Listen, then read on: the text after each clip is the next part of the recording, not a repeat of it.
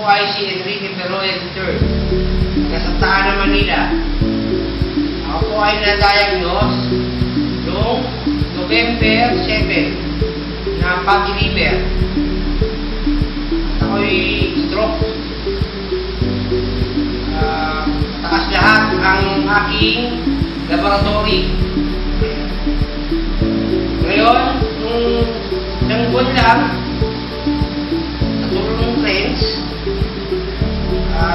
medyo napabilis ang paggaling ko. Lahat ng laboratory ko negative. Pati ang aking BP, 120/80. Dati, 160/100. High blood na. 130. Pero ang BP sa akin ng Dr. Malyari sa Santa Ana ng Telpan. Ito na si Joel Valde at si Joel Bani Santos. Hindi nga ito nasabi sa akin yun, hindi nga yun, baka umiinom pa ako ng mahal-mahal ng gamot ko. 57 isang piraso, 3 pesos isang araw. Oo. Tapos meron pa akong 34 pesos, 34.50. Yung liberate. Yung isa, Uritil, yung 57 pesos. Dahil sa trend sa mabilis, lahat yun, tinanggal na ng doktor. Normal lahat, pati yung nadama yung aking acid. Ang taas ng acid ko eh, pati yung cholesterol. Nag-negative na rin. Dati, yung problema ng cholesterol, taas na. Ano ng pirasong portal cord? Sabi sa akin ng doktor, may operation yan. Pag hindi ko galing yan, o-operahan ka yan.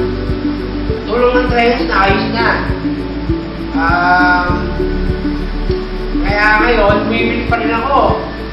Para lang maintenance. Kasi hindi ako nainom ng maintenance ko eh. 3 linggo na. Eh nung naubos na nung nakarang araw, eh kailangan ko umorder. Ako pala naubos. Kaya ngayon, bumili ako ngayon. Kasi yung kapatid ko, meron siyang goiter.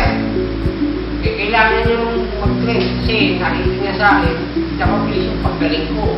Tapos inaano ko lang sa tita ko, sa mga tita ko kasi lagi na diabetic. Tapos sinabi ko sa kanila, ang asukal ng 30 is stevia. Hindi lang papataas ng blood sugar.